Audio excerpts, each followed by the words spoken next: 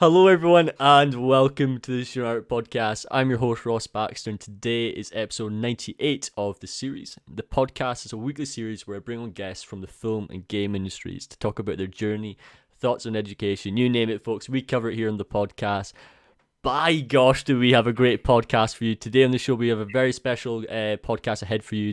We have 4 award-winning university students on the show to discuss their short film, Unfold, from winning the People's Choice Award at the Rookies to winning their expo at the university as well. So let's check out their film, Unfold.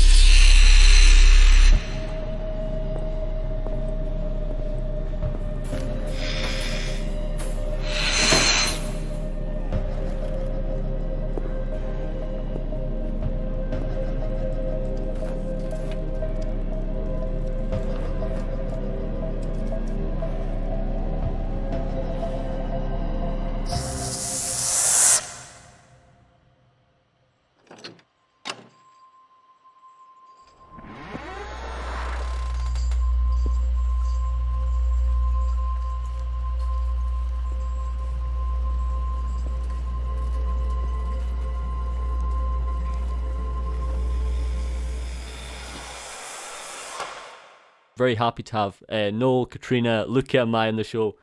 How's everyone doing? Welcome. Hello. Hello. Thanks, guys. Hi. Hello.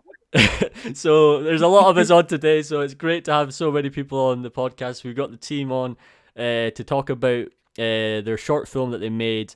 And the crazy thing is, I was just saying that these are second year students who are like they're just doing so well with their work. It's amazing seeing the standard of work getting created these days. I'll make sure to showcase their work, etc., in the background as you guys are tuning in on YouTube, etc. So we'll start off with good old introductions as always. So we'll start off with Kotryna. Kotryna, tell us a wee bit about yourself. I'm putting you on the spot first. So. Hello. Yeah, I'm Kotryna. I was responsible for compositing, lighting, and rendering for the film. So yeah, this is what I did. It was really exciting. I learned so much throughout this project. Yeah, I'm looking forward for the future. So yeah, it was exciting process for me. Perfect, awesome. So we're going to be diving into each of the individuals' tasks for the role. Like Kotryna just said, like she's did lots of different parts for this project, and we'll take it from there in the future discussions. So Maya, I'll now let you take over the ropes. Tell us a wee bit about yourself. I'm Maya. I was responsible for the 3D animation in this, which includes a few shots that I did myself, as well as helping to direct our freelancers that we had on board. It was a really fun project for me. That was a really exciting kind of fantasy but live action style creature that we got to work with, which was really fun. I love that sort of thing. I've always been like really big into like monsters and dragons and stuff since I was little, so that was really good for me. Oh, you can't. It was a lot of fun. Yeah, you can't beat monsters and dragons. Like that's another reason why I had to have you guys on. Like instantly when I saw the dragon, I was like, yes, we have to get them on the show. You can't beat dragons. You can't go wrong with dragons, right? They're amazing. Like I'm a diehard Lord of the Rings and like everything with like, the Hobbit, etc. You name it, I could talk about it for days. Right. Good lad. So when it comes to dragons, obviously the man who made it, Noel, tell us a wee bit about yourself. I know you myself. I've had a pleasure talking to you in the past. Tell us your life story. Well, actually, just give us a wee bit of introduction first. Oh. Hello. My name is Noel, and I did the modeling and texturing on the project. Yeah. Awesome. Yeah. Perfect. Yeah. That's what we need to know. And then last but not least, Luca, tell us a wee bit about yourself. Hello, so my name is Luca, and I did rigging and creature effects for the Little Dragon. And I just want to say thank you so much for noticing our film and contacting me for the podcast. It really means a lot to us. It's a Yeah. pleasure. Really, it does. Thank you so much. Oh, Thank you for having us. it's awesome. I mean, it's so cool having I so many people on. squealed. I literally, What was that? No. I literally squealed when You they li- said you- it. you I literally was like eking. No, I was just eking. I was just like in my room, like hitting octaves I didn't know I could hit. It was so funny. It's just like, yeah, it's pretty mad. I run the podcast. Yeah, but that's the cool thing, though. It's like, because obviously I've talked to you in the past, and I'm really happy for what you did. Because also we talked about universities, and like we were discussing which university to go. I'm so happy you chose the university that you went to. It's great seeing all the success from all of yous. And like you said, I know you guys are thankful for coming on, but I'm more thankful for having you because we can dive into so many great things about what you've done for this film, and we'll take it from there. But before we dive into Unfold itself, I think it would be important to kind of dive into a wee bit of the university side just to give a wee bit of context, and we'll see what we can do. So you guys obviously, right, if I'm pronouncing this wrong, I do apologise. So the University of Hertfordshire, is that correct? Yeah, that's correct. Yep, Nice, that's right. correct. We're starting on the right path. So I know personally, based off all the rankings, etc., also through the rookies and other companies around the world, the university you guys attend is actually one of the best schools in the world, which is obviously amazing. It's great seeing all the success coming from your university. But I do want to ask who would like to take the ropes for answering this question. How did the film process begin? Like, what got you guys to making this project? Feel like Noel. Yeah, Noel and Kotryna should answer this. Yeah. Which one's gonna be, so, buddy? is it gonna be? It'll be me. Fire Go away, ahead. Noel. So, let's see. I think I like found Kotryna and I like dragged her into the corridor and I was like, "Yo, we're making a film." And then she was like, "Okay." And then we were like, "What do we do?" At first we were gonna do a bird, but then we realized we can't do feathers, and so then it was just too difficult. And so then we were just like, "Okay, there's also no one who really does groom," so we were like, "Let's find something without groom, or like any hair really." So we were like made a list of different animals, and then we were like, let's do a lizard, because we found online just a picture of the lizard, and we were like, dude, this thing looks like a dragon. And so we were like, let's do a lizard that turns into a dragon. And that was pretty much it. And then we just started messaging a bunch of people. Well, and then Luca accepted and Maya accepted, and then that was Unfold. Perfect. So Yeah, when it pretty comes to, I know obviously you said, well, that's great. It's like kind of like a happy accident, and like you're forming this team. So I'm gonna start throwing questions at you individually, just so everyone gets the chance to speak. So Maya, when it comes to this, was this project like, is this part of like your university like modules? Yes, it is. So this is our main module in semester B of our second year. In semester A, we'll work on other smaller modules such as like rigging, animation, lighting, all these different things that we'll do depending on our exact pathway. And then semester B, we'll like properly start working on the film full time. But we're encouraged to be working on it beforehand to kind of like get our ideas together, start producing things. So we'd already started working on this film around this time last year in the summer holidays. Wow. And so like Noel was working on the model all the way through like July, right through to November, December. And then still more onwards from that. And we were getting our filming done like really early the next year because we'd already like planned ahead and had everything set up and ready to go so we could film in January. Yeah. And then this becomes our main module, like it's called the creative project, and that's our big main grade for semester B that takes us through the rest of second year. Gosh, right, okay.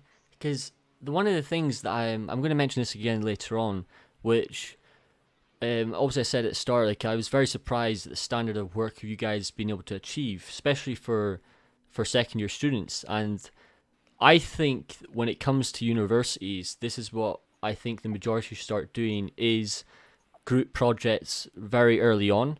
And it's, I know we'll dive into this in a lot of depth later on, but I think it's important to highlight how much you can learn early on. Plus it helps you kind of decide, or it gives you a taste of what to expect for the industry, but most importantly, it helps you realize, is this the right choice for you, etc.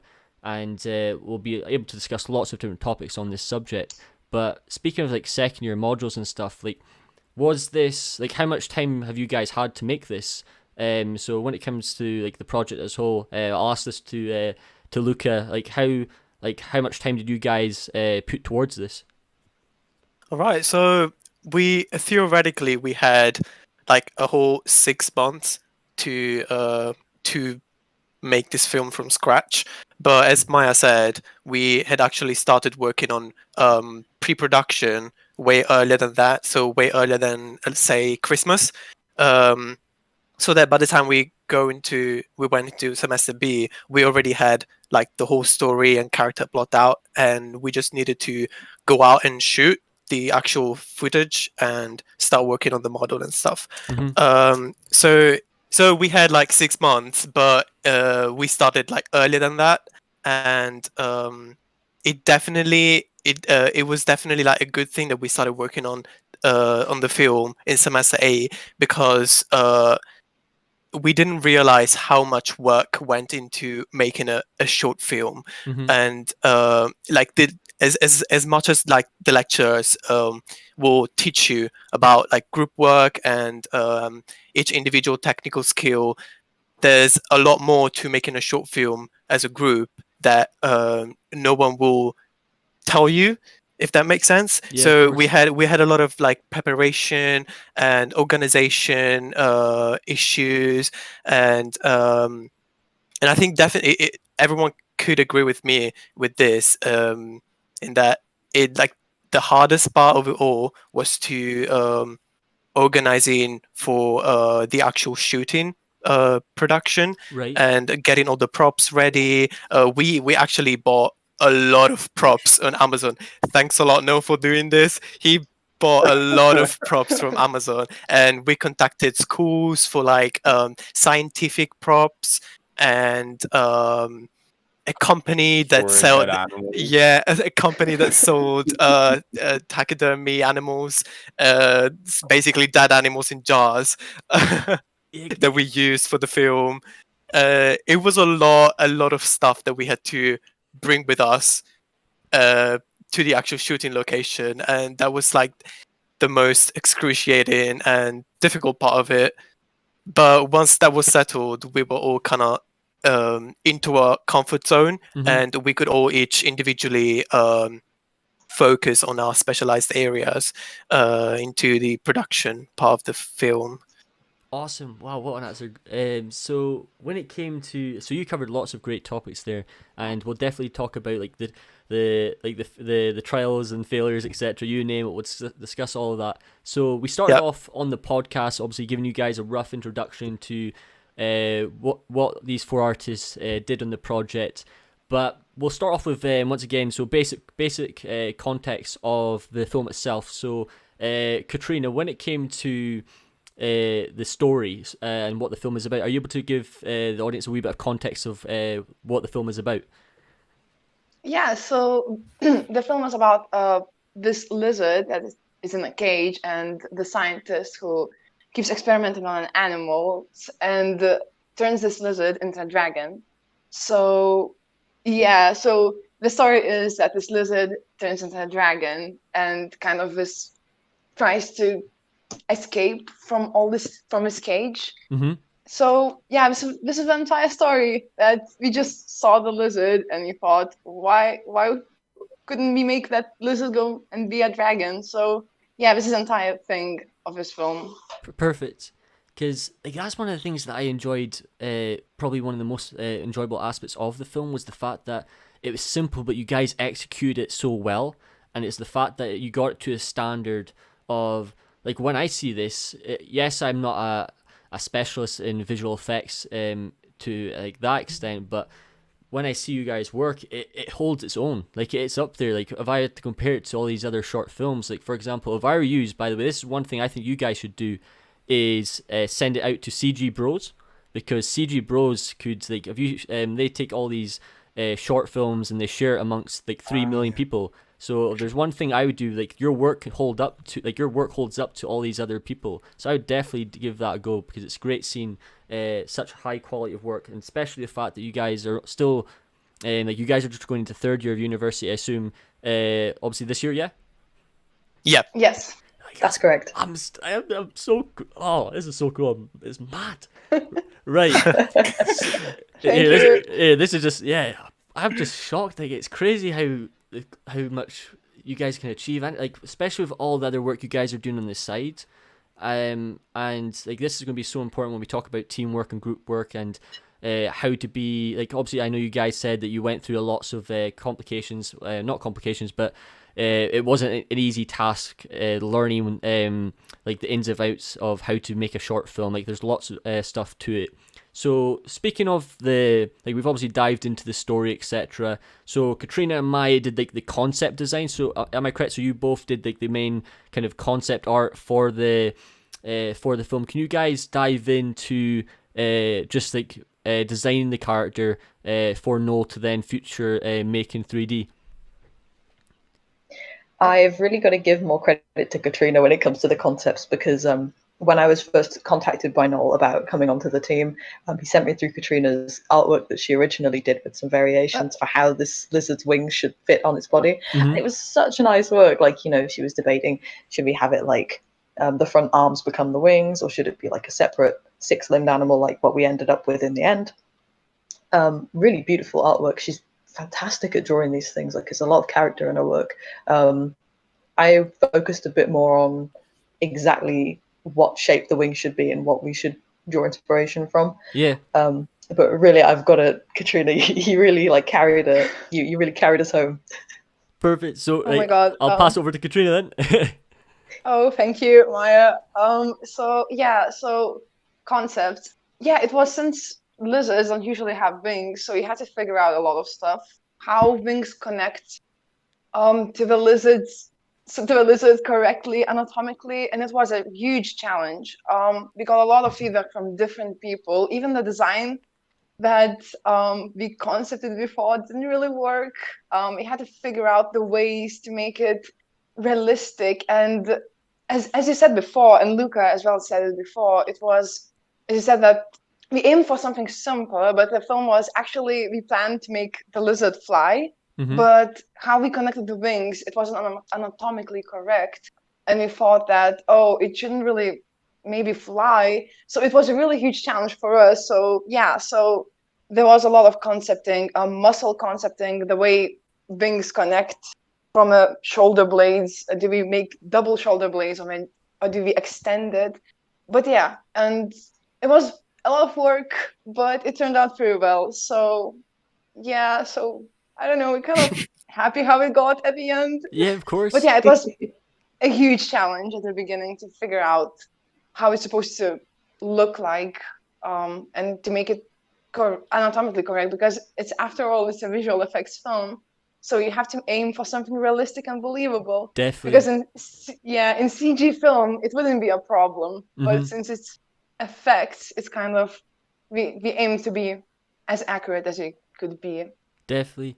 It's so hard to, like, we all know ourselves. So we watch films, we play games, and it's so easy for us to spot what looks wrong, and what looks right. And you can tell when something looks a wee bit like uncanny valley, so to speak. It just looks a wee bit off-putting, or like, you know what I mean. And it's always hard to achieve that standard. But that's one thing I just realized I did not realize. So when it came to your guys' work, I completely forgot it. Like, I've seen your film probably about 30 times now. Like, at least 30 times. Like, I've been like trying to observe every single possible aspect. Like, what like, I was reading through, like, there's a camera shot, and you're seeing like it's like almost like the pages of like the books. I'm not sure if it's like science and stuff, of like different words and stuff. I was pausing just to check if you guys put any Easter eggs in. I was just curious if you guys were going to be like putting any names or something. But I was looking at like everything in like so much depth. But you said there about wings. Like, wings is an anatomy. Like, anatomy in itself is it's a lot to take in. When you're trying to learn anatomy, it's a never-ending story. It'll go on forever, but you learn so much from it. And speaking of wings, like, there was one really, I'm not sure if you guys have had the chance to see this, because I was talking to you guys earlier about like my passion for dragons. I was watching John Howe making Smog, And when he was designing Smog, originally they were trying to figure out, right, do we have, like you said, 4 legs, etc. Like how many, like are we connecting to the wings? Like you said, like it's super important.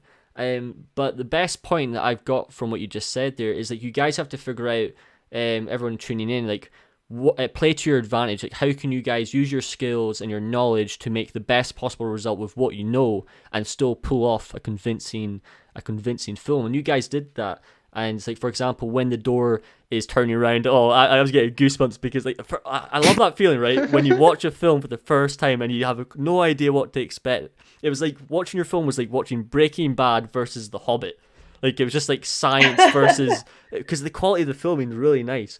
And it's so funny you said that because we actually reference some stuff from those specific movies. Perfect. Yeah. Well, so you reference Breaking Bad. Yeah, so Strongly. so yeah, so Yes, good basically onions. the whole laboratory look and feel Mhm. we actually referenced from Breaking Bad. We wanted something that will feel like Breaking Bad, and the actual design of the dragon for the wings, we were actually looking at Smog a lot, and because as you said earlier, they also ran into the issue of do the wings make sense? Are they going to be able to lift this animal into the air when it's trying to fly? And Yeah. that was like one of the earliest struggles that we had to go through. And I mean, we don't know anything about anatomy. We still don't. But thanks to our lecturers, they made us realize, okay, this dragon cannot actually fly, and because we really wanted to do a flying scene, we had to give up on that. And because we didn't want to change the overall design, we still wanted to make the a red-eyed crocodile skink with wings. We decided, okay, this creature doesn't need to be able to fly because it's a scientific experiment. So it's not a natural creature, Yeah. if you know what I mean. That's So very smart, yeah. we came to the conclusion that even though it wasn't anatomically correct, we would still have those wings, but we wouldn't show any like grand flying scene because those wings just couldn't allow it. Yeah. Well, that's another thing as well. So like when it comes to, gosh, my mind just went blank there for 2 seconds. So yeah, so you were obviously saying about anatomy and stuff. Like anatomy, I know I've just said it, but it's we all like to be perfectionists. Oh, I'm so glad the point came back there for a second. It was gone. It was almost lost. But Thank God. As artists, we always like to kind of, like, we all know ourselves. I know everyone will agree in this. Like when we're making something, we're like, oh, I want to do this, I want to do that. Oh, it could be this and that. And it's so hard to kind of take a step back and realize, right, what do I actually need? And one thing that you said there, which is super crucial, is like it doesn't have to always make sense. Like a lot of people always think that, especially when it comes to realism, and I completely understand this. So when you guys were talking about anatomy and talking about wings and stuff, it's easily to kind of get distracted by that and constantly just thinking about that rather than thinking of the film itself. Because when it's a short film as well, like, yes, I know I was saying earlier about being uncanny, like if you spot it, and yes, it's obviously going to be easy to notice, but that's the thing, I didn't notice. Like I was too busy caught up in like the music. It's kind of eerie kind of feeling, it's like it's building up to the plot, etc., and of the escape of the dragon and the wobble of the cage. Brilliant, I love that. And it's an important point to get across. So when you're working on something, don't always think things have to be perfect all the time, and you have to kind of like explore your imagination. Most importantly, just have fun with it, because at the end of the day, it's all about creating something that you can enjoy. So right, so when it comes to obviously this project, obviously we've got modeling. So Noel, when it came to making this project, you had to sculpt this creature. Tell us a wee bit about your process to I guess gathering reference, etc., and making the final piece. Oh, I think the first thing I'd say is I wish I didn't gather so much reference. Okay. Because it's a doozy because like my thing is just to get PureF, love PureF, and you just get every picture. I bought Shutterstock, whatever, Mhm. and I just got everything I could find on the lizard, everything, and I just threw it into PureF, and um, and eventually like you just overclog. I think Definitely. with with all the different images you have, and it just ends up confusing you. So like in the end, I just ended up focusing on 3 for like references. And yeah, I guess my goal was just to like get it to look exactly like the lizard. Like the lizard had this like weird cuteness to it, but like in some pictures, the lizard would look ugly as hell, and you just got there's like balance with like kind of god, I have PTSD anyway. But yeah, and yeah, I was trying to get it to look cute. I think that was like my main goal. Try and Yeah. get it to look cute. Try and get it to look real. What would Follow like pictures. do you? So you said obviously. So during your process of researching all of this, and I know this obviously comes collectively as a team when you're doing your research. But when you were sculpting the model, what did you learn about the creatures themselves? So was there anything interesting about the scales, etc., or just the way they reacted? Because I was watching a video today about the red-eyed crocodile skink to kind of learn more about the animal, just to kind of get into the mindset of your process. Was there anything in particular that stood out? Oh, that the scales were the spikes were bones. That was cool. Most of its The head spikes are is bones, just right? yeah. That was cool. That was super cool. I don't know what I just thought. I don't know what I thought they'd be. I just didn't think they'd be bone. And just the fact that the head was just bone, just Mhm. all bone. The lizard's just all bone. I like the way the belly has like these cool things that like look like fins that help it swim because it's actually a really good swimmer. Right, interesting. And also like the things with like male to female, like the difference between male and female crocodile skinks and just the way they look. Yeah. Like they have pads under their feet and something in the face, but I don't remember. But yeah, and yeah, that kind of stuff.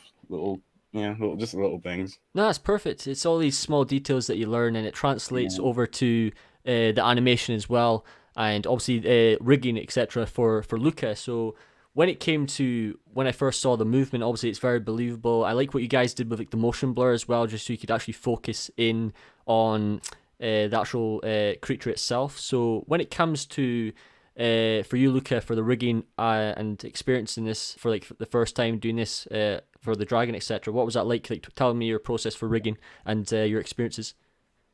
Yeah, so generally, when you start rigging a creature, you want to gather references for the actual skeleton of the animal. But I don't know if you looked on the internet. There is no anatomical pictures of the red-eyed crocodile skink. One. So what I had to do, except Wait, there's one. maybe Oh gosh, right, okay. there was one. Okay, there was literally one picture of a skeleton. Yeah. I don't think it was. Yeah, we don't know if it's actually the red-eyed crocodile skink. We don't know. Like it doesn't say the image doesn't actually look real. But I kind of had to use that and other species of the same family to kind of have a picture of what the skeleton looks like and where to position each bone. But mainly, once you start just rigging the actual creature, it all kind of falls into place. You don't have to know everything about anatomy to rig a creature to correctly place a bone, because most of the joints in a mesh will go in the perfect center of the actual mesh. For example, if I'm rigging the legs, I wouldn't necessarily put the joint where your shoulder bone is, but rather I would put it like slightly in the middle of the mesh so that it can deform correctly. So I guess my main goal when rigging the creature was where can I place the bones so that I get the best deformations for the movements. So yeah, that was kind of my goal in mind, Perfect. rather than being accurately precise. Of course. Like, I'm no expert at rigging, but I have done rigging in the past during my time at university. And the one thing I will say about rigging, and you kind of touched on it there as well, which is super important. If anyone who's tuning in is actually wanting to go down the rigging route, so I know a lot of my friends who are amazing people at rigging. One thing I will say though is it's so complex and there's so much stuff to learn. It's such a cool profession to go down to. There's so much things you can learn, etc. But one of the things that I learned early on, this is just a bit of advice for everyone, is know your scope once again. So when it comes to like, for example, I was doing like my first ever project, right, for rigging and animation was a spider. Worst decision ever. Never do something like that in your history of life. I feel you. I was like, here, this was only 3 months into my course, so I was in college, and I was like, hell yeah, I'm doing a spider. And then, like, you just see me just slowly trying to move the legs. It's like the worst ever movement in history I've ever seen. Like, it doesn't. I don't even if you could classify it as walking. It's my animation was that bad. It was not the greatest. But no, thank you for sharing that, because obviously when it comes to your rigging, that then translates over to animation, and the animation was such a great job. So Maya, like you really brought so much life to this project, seeing like how it's breathing, how it's moving, the transformation when the wings came up, when you like the cage, there's that shot and there's nothing there, and then all of a sudden the wings just go, and it's like, oh, it's kicking off. It's so good. So tell me a wee about this experience. Oh, thank you so much as well for complimenting the animation work, because I have to really thank the freelancers that worked on the project as well. They worked really, really hard to keep it up and really bring the standard high with it, and they were so patient when I was like going through all the feedback with them for so many weeks. It was a real sort of challenge, but a really fun challenge to work on the animation, because there's quite a lot of reference of people who have like pet crocodile skinks on YouTube that you can go and check. But these things, like if you go and watch them, they move so quickly. Like, it's literally like they'll take a step with their feet. They'll shoot from one side of their cage to the other in about a second. They're so fast, and it's like, how can I find the balance between the realism and what we need to fit what we're trying to show and fit the mood of our film. And as well to kind of, because there's like, I'm trying to find reference for like coughing and stuff online, like lizards coughing. I found about 2 videos of like different lizards, like geckos and things and iguanas. And it was like, this is as close as I'm going to get, because they just don't really cough. And trying to sort of invent the animation that we needed for shots like the second shot where our lizard actually appears. Yeah. And he's like coughing and hacking and like starts to like writhe around in pain. Really difficult to find reference for those things, but really fun to sort of find the solution again by looking at what I could get of real life reference and really just trying to pour some acting into that and work around it and find a solution for it. So when you're working on these things that are a bit more challenging and harder to kind of get information for, what advice or what have you learned about how to kind of adapt to this? Like, what's kind of have you learned anything in particular to kind of improve in those areas? That's a good question. I know it's a big question. There's a lot to ask. I won't sell this as like, you should absolutely do this, because I'm literally a second year animation student. So, but for me, it was kind of like I was saying about finding that balance between what exists and what you have to make up to make it work in the scene. Mm-hmm. It's just, I found it useful to just really try and absorb a lot about the general movements, like the speed that they walk, the angle that their feet take when they take steps forward, how do their heads move, what leads the motion, find like the key things in the motion. And then once you've gotten as far as you can with that in terms of the realism for the shot, just allow yourself to be more free with it and just think, okay, I understand how this thing should move, so now I just need to try and make it do the imagined movement that we need while obeying those rules. That's kind of how I go about it, just like, well, it's going to have to cough and take steps forward, but let's at least make sure that it's taking the steps forward and the head is leading the motion in the right way, as it would if it were real, even though this is completely made up and I've never seen a lizard do this. Yeah, no, but That's how I approach it.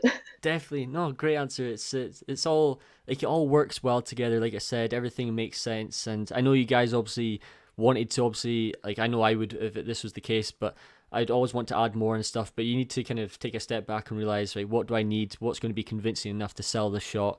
And Exactly. did you have a certain time frame? Like, how long did you guys like? Did the film length of the film mattered, or did you like? Could you make the film as long as possible? We had kind of like a limit of was it about 1.5 minutes for the film? Correct me if I'm wrong. Yeah, I think Yeah, it was sorry. max 2 minutes.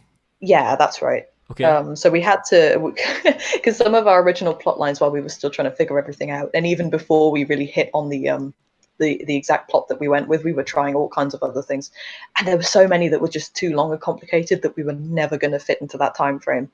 And so we spent a long time like talking with our lecturers and talking between ourselves and shaving everything down until we had a film that fit just in that limit. Awesome. And it took a long time to get to that point. Yeah, no, I understand. I completely understand. Thanks for diving so much depth there.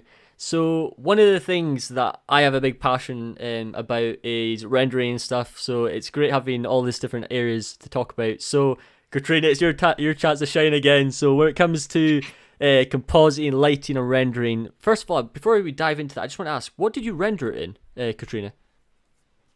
We originally planned to render in Houdini. So actually effects were rendered in Houdini because I had trouble to transfer them to Maya. But the entire film was rendered in Maya. So in Arnold Maya. Awesome. So yes. this is what we used.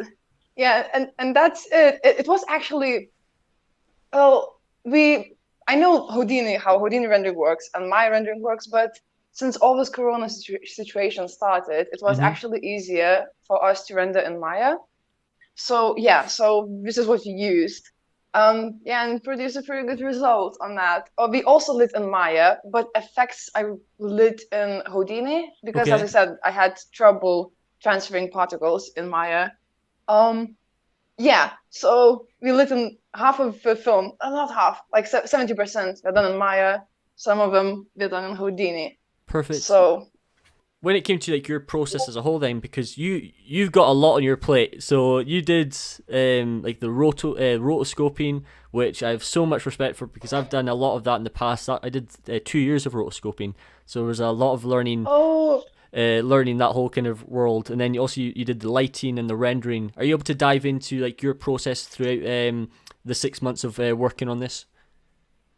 it was a lot. Yes, it was a lot. But it was really fun. I learned, as I said, a lot as well. In terms of Roto, I wish that we could at least had something a bit more complicated in terms of Roto, but as a second year, it was enough in terms that I had to do kind of a lot at the end of the pipeline. Yeah. So yeah, so it did help that we had less Roto, but for my personal showreel, it would have benefited me more. But yeah, so for the Roto bits, we had some shots that we needed to clean out. But we planned to put stickers, especially on that shot where wings appeared. Yeah. We had these stickers on because we thought that it will help with tracking, but the shot was still, so we didn't need them at the end. So I had to remove them while we were moving. So that was fun. But we just made problems for ourselves, and then I had to remove them anyway, and we didn't use them at all. But yeah, so, like stuff like that. But yeah, it was fun because in the second year I didn't really know much about compositing or rendering and lighting, so I learned as I was doing it. For me personally, I think camera tracking was the most challenging thing because I have so much respect for you there. Yeah, it's so much to do. Sorry for interrupting you. No, it's fine. Sorry. Because our creature was so small, the lens, the camera was so close, and everything was blurry. So it was really hard to make camera tracker points to stick to anything. So yeah, so especially those close-up shots, it was really hard to track, but we nailed them. The door shot, the one the lizard was on the door, was also a really difficult one. I think, yeah, I finished tracking it at library, and I was very happy that I did. It was a lot to figure out, but yeah, we did it in the end. You guys nailed it. You guys did an incredible job. When it came to Yep. my time at university, and because I've done lots of films growing up and making stuff for college, etc. Knowing just like this is just for everyone in general, having like a taste of experience all this, because you learn so much, like you said, like there's lots of trial and error. I know this is the common occurrence just naturally for university and college. Like you're trying to figure things out, you're trying to figure out what path you want to do. Is it modeling, is it rigging, animating, you name it, whatever it may be, concept design.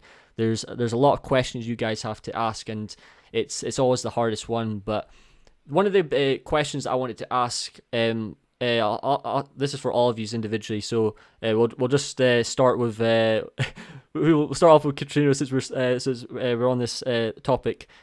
Do you think having the group project early on has helped you find what you wanted to do? Yes. By doing it earlier. Yes, definitely. I advise everyone, not even people who are not in university, but wants to do something like that. Just doing a film is a really great thing to help you to figure out what you want, because you even when you're doing a group project, like me, I had to do some bits that I didn't want to do, or it wasn't in my career, like some bits that like concepting and stuff, but you have to do them, you have to help, and you have to still learn to do that, and it's helpful. And while touching other subject areas, or you helping your friends, or you just observe them working on their thing, like you just watch over your shoulder while Luca is rigging or Maya is animating, and you're like, no, I don't want to do that, or yes, this is interesting. So kind of, even without doing that, you kind of still experiencing what we are experiencing. So it's really useful for you, and especially since you're working on that film and on your pipeline, you get the chance to feel what it's like working on a project under the pressure. So you know if it's worth sticking to this pipeline stuff like comping or not. But for me, it was definitely worth it. So I'm happy that I made this film. So yeah, it made me realize I want to do comp. Like I just want to see more universities doing what you guys have done. Like I feel like I've talked to a lot of different colleges, a lot of different universities, trying to figure out the best advice to help give students, etc., and most importantly help you guys, and just share the best kind of practices to improve people's learning. So the same question once again. So I'll ask Maya, how has doing this in second year, because I really want to kind of highlight the importance of this, because I feel that there needs to kind of be a shift in a lot of education, because a lot of education tends to put group projects and like bigger tasks in third year. It's particularly the case in Scotland. So obviously I'm in Scotland, and I know there's a lot of places that do it in England. But how is doing this short film in second year helps make your career path decisions easier? Oh, for me, it's been really. Sometimes it can be hard to like stay motivated on something when you have to work on something for a really long time. There's always a point where like it gets like wearing for you. But working on a team project, it just kind of really keeps pushing you along nicely. I mean, that for me was so great, and it really sort of solidified that creature animation for me, because I would love to specialize in creature animation in VFX or even in stylized. I just really love working with anything that's got 4 legs or more. Awesome, that's cool. Like I would love to work on some sort of kaiju movie or something. Like if they were like, "Hey, do you want to work on Pacific Rim 6 or something?" When I get to that point, nice. I'd be like, yes, have me. And it was so nice getting to like take this creature right the way through the pipeline from the very, very early concept, and watch everybody's work in those stages and really understand the pipeline, kind of like how Kotryna was saying, like understanding all these different bits of the pipeline as everybody works around you. It really makes you appreciate all the work that goes into it and how long it takes, and like how all you guys are so smart. I cannot get my head around stuff that's not 3D animation, but the fact that you guys have like helped, like, together we've built this thing, it's just amazing. For me, it really was like my first proper foray into into doing creature animation and the VFX side of things, because I'd been doing mainly stylized before then and a lot of like Yeah. human character work. And Perfect. it was just such a great experience. So good to work on it. Because there's so many things that you learn through getting thrown in the deep end. Like, we need to throw ourselves in the deep end a lot more. It's the best way to learn. It's the only way you're going to be able to kind of experience a taste of what the industry is going to be like. Because when you're working on the job, you'll get given something while you're already working something. You'll be told, right, you have to make this in a day. You might have to finish this in 2 days, or you have a week. It's and getting this kind of information, or at least a taste of it early on in university, it's going to, like, if I had to compare, like, yes, in my career and what I've done, I've always been a confident person. I've always like, right, this gets done, let's do this, that, etc. But if I had to compare myself to your guys in terms of what you guys have learned, you guys are way ahead. And that's so great to see, and it's great to see how education's improved over the years and the way they're changing their practices. And it's I'm interested to find out what the guys are going to say for this. So, Noel, when it comes to obviously choosing a path, it's not the easiest. So obviously when I talked to you, we were talking about university decisions and making the right decision. And obviously I said to you at the start, like, going to the university that you went to, a great decision, and it's really helped. When it comes to working in a group project, so the same question I asked the rest of the team, how has this helped your decision in pursuing modeling and creature art? I think for me, I kind of gravitated towards the texturing side of it more. Okay, when nice. I was doing the lizard, like when I got into Mari, I felt like whole, and it was just like really, it was because I've been doing modeling. I don't know when I started, but I think for me, I was just kind of like, yeah, I wanna do more look dev, and I want to do more texturing, and I also wanted to like try out like what's the fastest way I could do something else. And so like this summer I'm experimenting with creating alphas with Substance Designer and see if like I could do procedural creature alphas. I think also something else I really learned from them was like the hustle. Like you learn to do that you didn't even know you could do. You just learn a lot from doing something like this. And even if it's like, I would say even if you're not in like uni, because that was an option I heavily considered, you can just like, I join a Discord now for everything. So I think you could just join a Discord. Like the Flip Normals one's a good one. I've not tried that. Right, okay. Yeah, you could just like go on. Like I see people there working together all the time, and it's like I only see them like maybe in 2, but you can see if there's anyone who wants to do like something. Because when Corona hit us, we had to switch over to Discord, and that's how we did everything. And just see if you can work with people, see if that's something you should do, what you can make. Yeah. Perfect. What an amazing answer. Who have I not asked? I've asked. Me. Look at. Sorry, I'm sorry, man. You're too busy helping me. I appreciate it. I can't leave the rigor out. I'm sorry, man. I'm sorry. Right. So when it comes to once again, same question for you. So how has working in this group in second year helps your career path? Yeah, so there was actually one thing I wanted to say. So picking up on what you said earlier, I think this group project came just about at the right time. I don't necessarily think it came too early on during our university years, because if there's one of the things that I really like about our course is that in the first year you get to experience every aspect of the 3D production. So from modeling to texturing to rigging, animation, you do a little bit of everything, and that kind of helps you figure out what you want to do in your second year. And for me, I actually started on 2D, on the 2D animation course, and I had no idea that about the 3D world, right? So in my first year, there was this CGP module where you had to sculpt a few assets, and because it was compulsory, I had to do it, and it kind of helped me figure out, okay, I really, really like 3D, and that helped me change to 3D, and by the end of the year, I was like already practicing rigging, because that was like one of the things that I really liked about the course. And I think when I by the time I went into my second year, I kind of already knew, okay, I really want to do rigging, and this group project was the best thing that ever happened to me because you actually get to experience what it feels like to put into practice what you've learned into your spare time, your personal time, and your first year.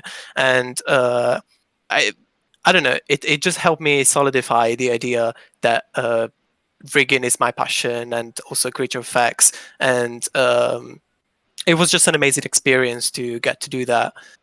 And yeah. Thank you all for diving into that. I really appreciate you answering that question, because it's like I said, it's something I've always wanted to highlight. Its importance. I feel, once again, the more people can kind of learn their career path early on, because I feel like, I know you guys haven't got into, like, I know you're starting your third year, and there's obviously people who would be tuning in going into the fourth year, but the way I've always seen it is that when people get told their final year to kind of do what they want to do, it almost feels rushed. It feels like it's a bit more pressured, because it's not easy when you get asked the question unless you know, like, what do you want to do in your career. Like, it's the biggest question you'll ever ask yourself. Like, it's not a question you can answer, I feel anyway, in a year. I think you have to kind of stretch it through those 4 years, and it's down to obviously the way the modules are set to kind of identify, or at least make that transition a lot more smoother. It may, if you're tuning in right now and you're trying to figure out, or maybe you're in your fourth year and you still don't know, that there's nothing wrong with that. There's no pressure whatsoever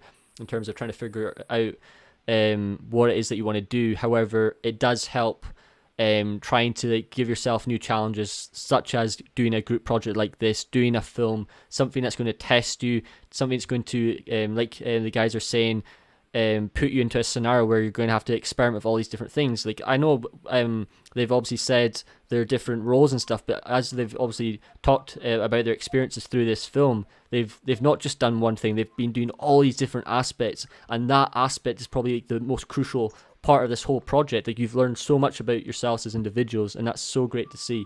So obviously we've talked about lots of different things, such as group projects, as this film. We've talked about teamwork and stuff. I've got a few more questions I want to talk to you guys about before we finish. By the way, making this podcast has been a lot more easier than I thought. I didn't think it'd be running so smoothly, so it's been a pleasure.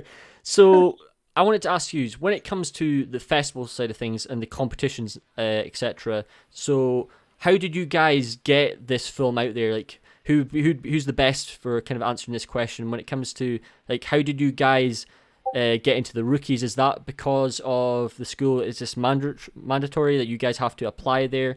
And then when it comes to I always pronounce this word wrong. Is it like the expos? How do you say it? Animation expose. Is that part of the university, or is that part of something else? Like, what is, like, the whole big picture, like, in terms of, like, exposure, like, getting your name out there, like, with the film?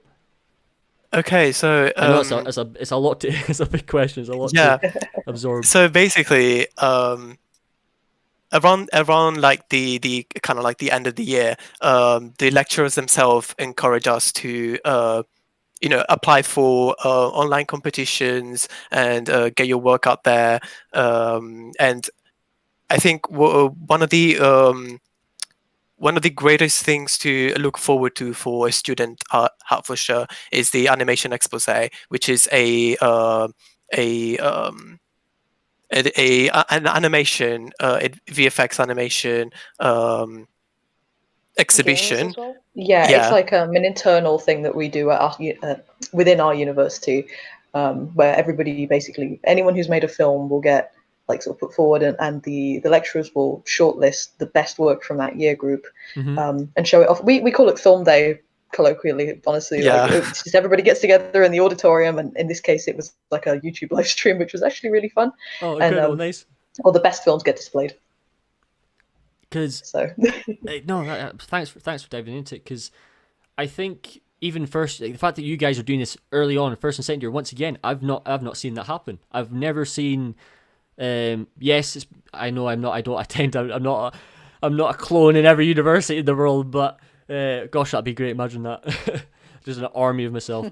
But when it comes to, once again, universities, I think you guys, like, the more you guys can do that early on and learn that, once again, it's super important. Like, what have you guys learned about your own art? So I'll ask Kotryna this question. Like, what have you learned about your own work by getting your work out there? Have you learned a lot just through the experience of the film? Obviously, I know we've talked a lot about that already, but how's your work improved because of this?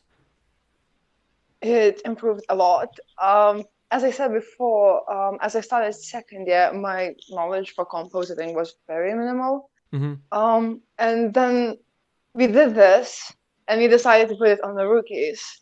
So I think it was like an hour before we finished this film.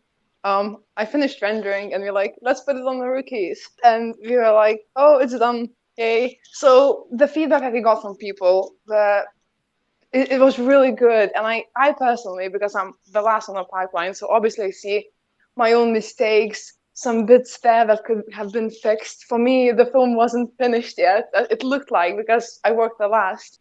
And since it's already been there and it's uploaded in the rookies, and people saying good stuff about our film, encouraging us, congratulating us, Mm-hmm. it was really good. And then I came to realize that, oh, I improved so much. We made an actual film and people like it. People seem to enjoy it. So it was a really huge blast for me. And I think it taught me to not to look down on my art as much.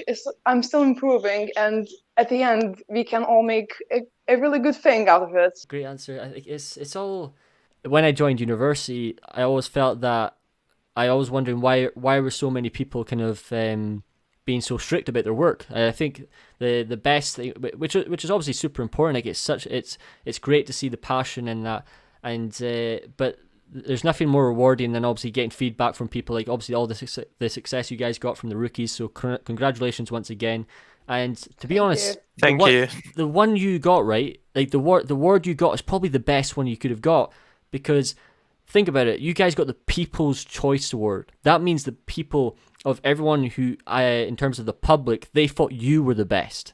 So when it comes to just general audience, so yes, you can get feedback and stuff from certain people like who are like industry experts and stuff. Like, obviously they were marking it as well, but if your film is getting the attention from, and people like just like the general public like the best, like that just shows how good your work is. So always, like, the one thing I always like to say to students is, like, when you do something well, like, enjoy it and make the most of it, because like there's nothing wrong with like all the things that you guys are been achieving lately. It's great to see. And so the main point I'm trying to get across here is just like, be confident with your work, realize it takes time, it doesn't happen overnight. Like these four artists, they spent lots of work to make this film. It wasn't like it just, oh yes, I'll put a bow in there for the rig, perfect, then Maya can perfectly animate it, easy, job done, sculpted by Noel in like a day. I'm pretty sure it doesn't happen like that. It's never that easy.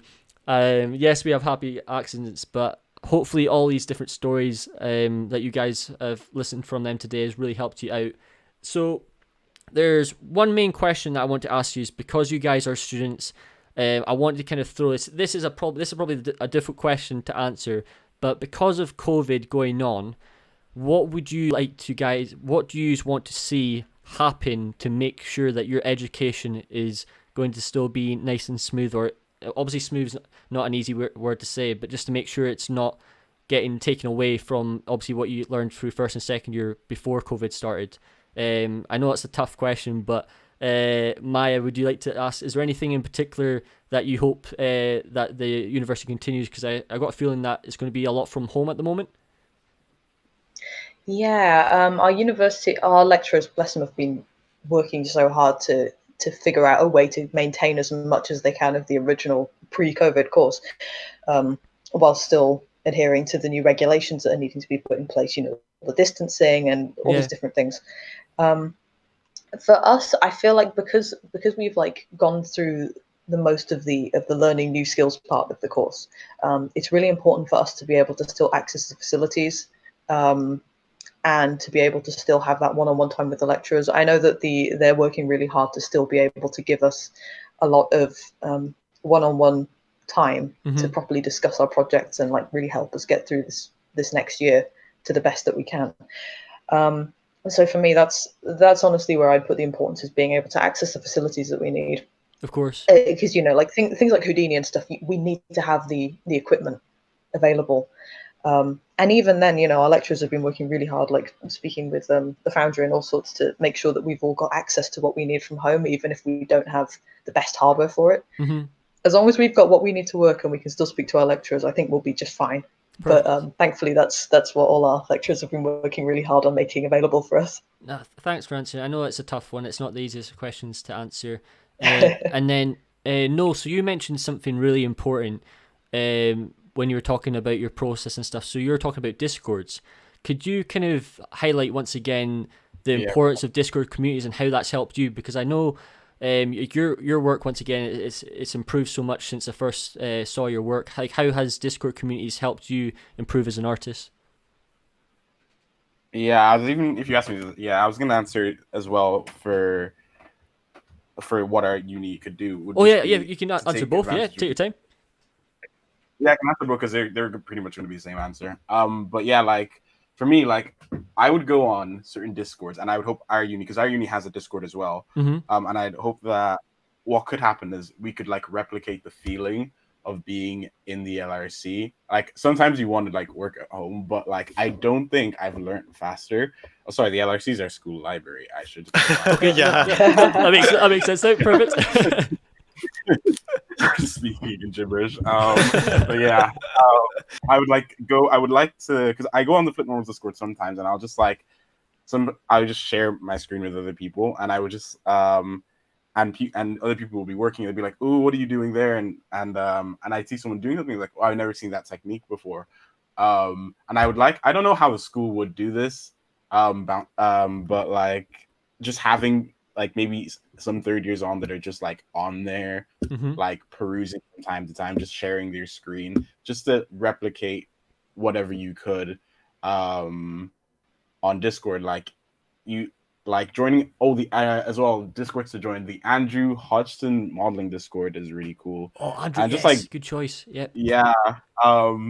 Just like just join, literally just anything you want to do, join a Discord for it. You get people who just know, if you're just new to something, people who just know stuff, because you can Google, because like when you like Google something and Google doesn't have the answer, usually someone on Discord has an answer, or will tell you where to get it. Yeah. No, I think yeah.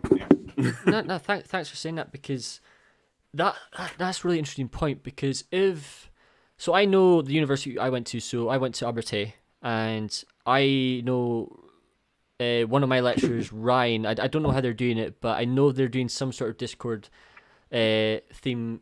Hopefully they're doing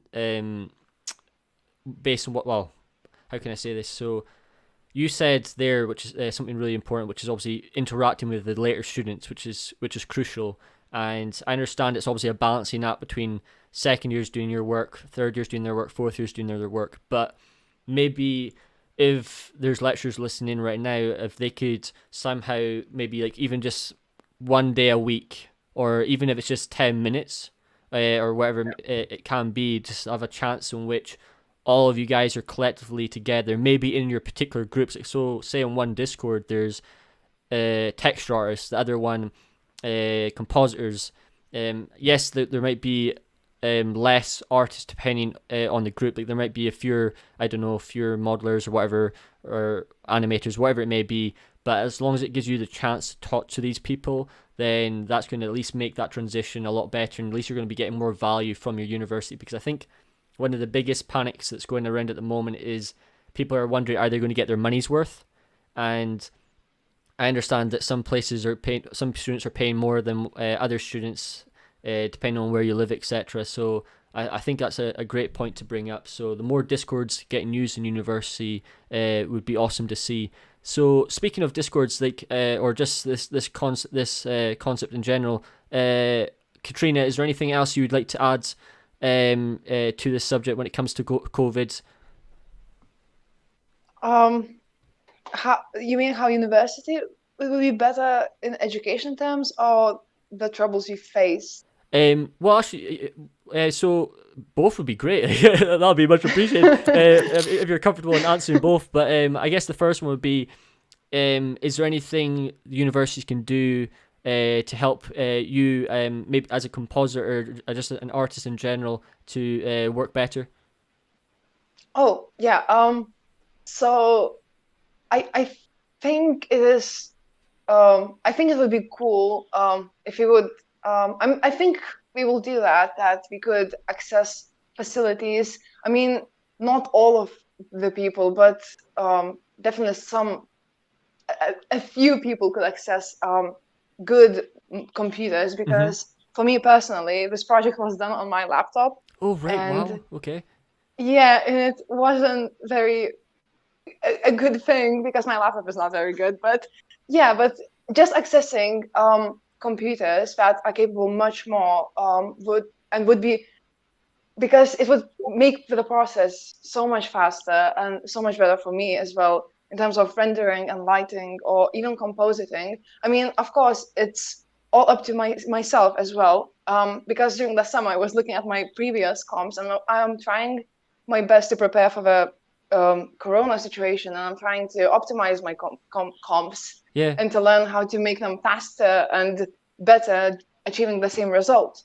Because you never know what will happen, as well as it comes from our students and the lecturers as well. You have to be prepared, but it would definitely help me a lot, just access essential facilities for myself, and I think as well for the other students. And I think the staff is doing a really good job trying to figure that out already. Yeah, because there's so much pressure on education at the moment. So I completely acknowledge where, like, I have so much respect for lecturers and universities. Like, I feel like there's always so when I listen to lots of podcasts or lots of people talking about industry and stuff, it's kind of, you can never win when you're in the education side of things. Like, there's so much pressure on them, and especially with everything going on, it's hard to kind of manage everything at once.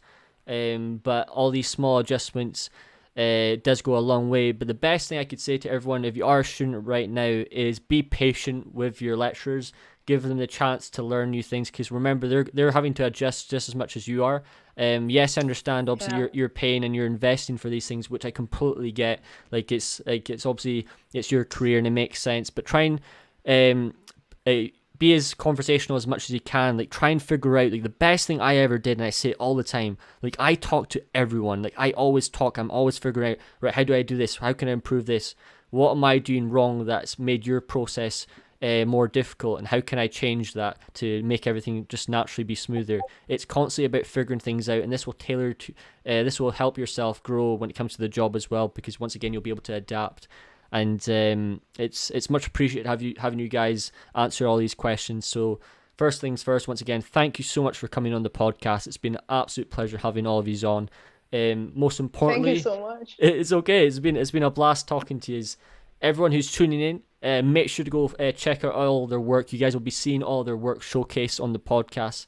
As always, all their social media platforms will be included in the description below. So if you want to go check their portfolio links, and employ them, because they make awesome work. So if you guys are employers and you're looking for work, I want you guys. Us. Yeah. Thank you. make sure to give these artists the love they deserve. And with that said, folks, we will see you guys in the next episode. Bye for now.